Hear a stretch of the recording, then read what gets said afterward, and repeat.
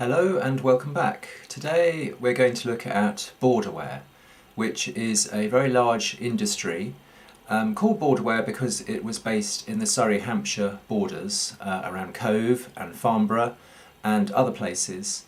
And it produced fine white clay and red clay ceramics from 1500 to 1700, and the red ware industry continuing into the 18th century up to about 1800. This is one of my favourite industries, not only because it's local to where I am, I live in Surrey, but also it was one of the first that I researched, and I actually helped with the Guildford Museum and with the Museum of London in classifying some of the finds that they made from that industry.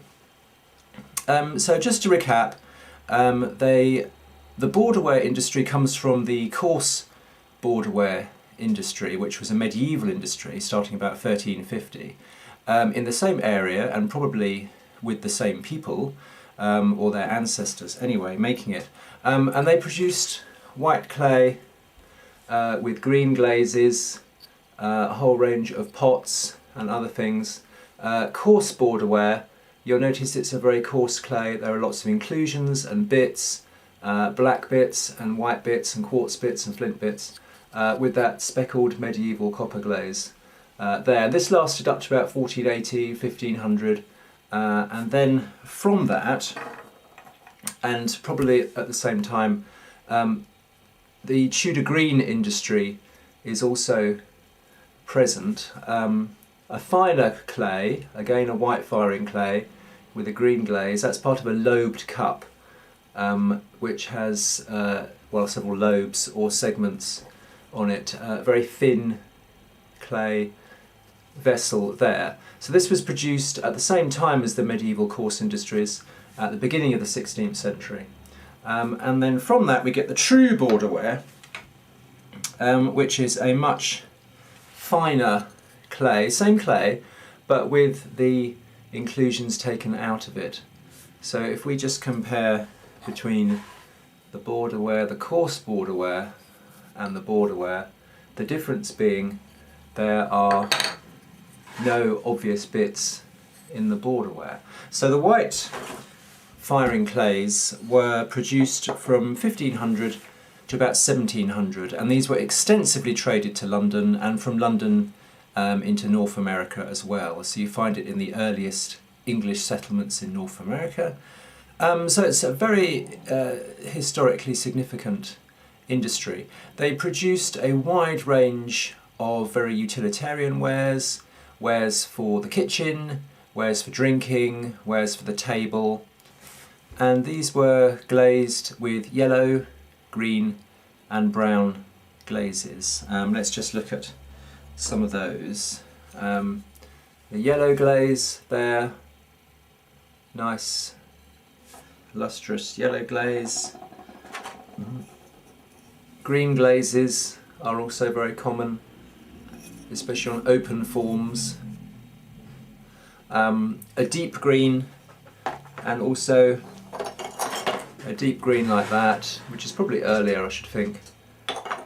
And then a very nice sort of mottled apple green as well is also found there, sort of apple coloured green glaze, and also brown glazes. Sometimes on the same piece, so they got some brown glaze and some yellow glaze there. Red clay vessels were also produced during this period, but were more common from 1700 onwards, when the style seemed to change away from white clay, and many utilitarian red clay vessels were made and used in London from 1700 onwards.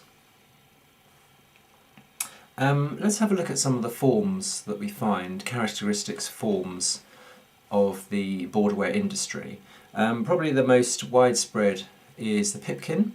A pipkin is a 3-footed vessel with a tubular handle, and these were put in the fire for cooking. Here's a picture of a complete one so you can see what the form is like.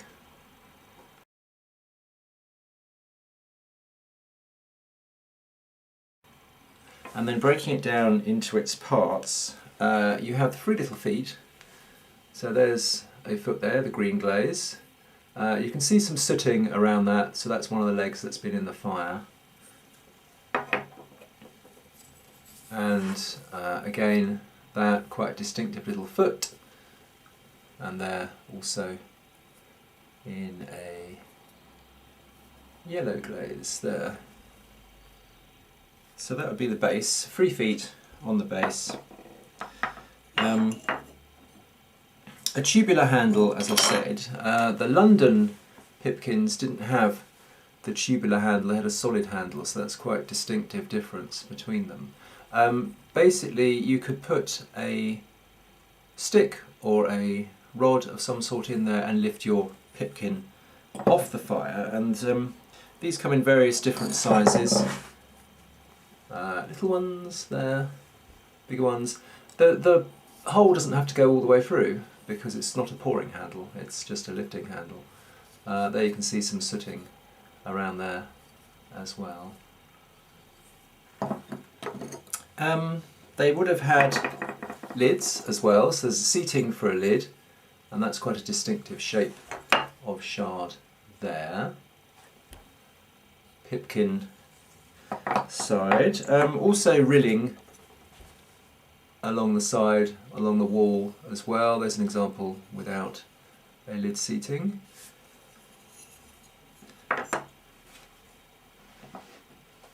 And these can be quite easily found in London on the Thames foreshore.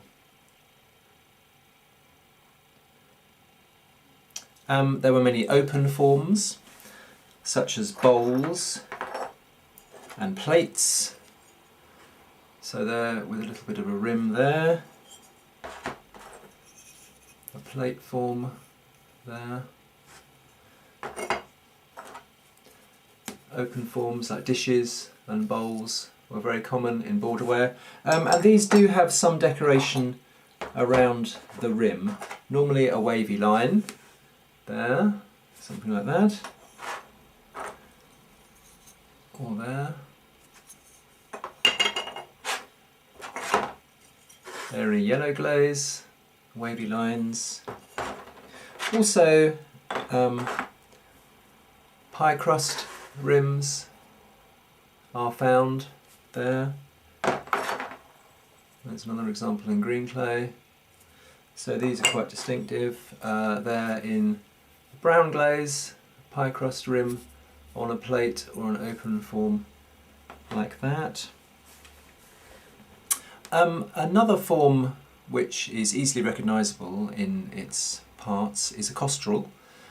These contained drink, and the 2 lugs around the neck are very distinctive, just a little lug of clay pierced through there. Here's a picture of a whole costrel so you can see what they look like.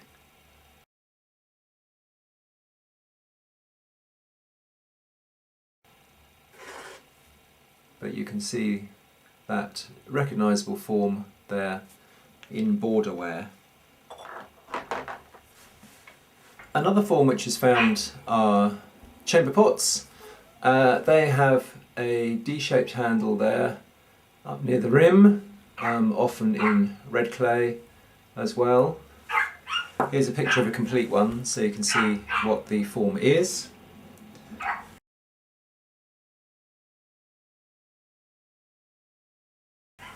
This I found on the Thames. I thought for a long time it was part of a chamber pot, but apparently they also make paint pots in a very similar style, and this has actually got paint going down the sides of it there, so that would have been used along the Thames and then discarded. That's about the most complete pot I've found in Border Ware, so you can see the handle coming down there and a nice green glaze on red clay there. There's a very good book on Border Ware by Jacqueline Pearce. It's called Pots and Potters in Tudor Hampshire by Jacqueline Pearce. There's a nice costrel there on the front cover. And this illustrates a lot of pots and discusses a lot of the finds from Farnborough. And it's nice because my name is mentioned in it as a small part which I made, small contribution which I made towards the study of this pottery. So I hope you find that interesting, and I'll be back with more videos soon. Thank you for watching.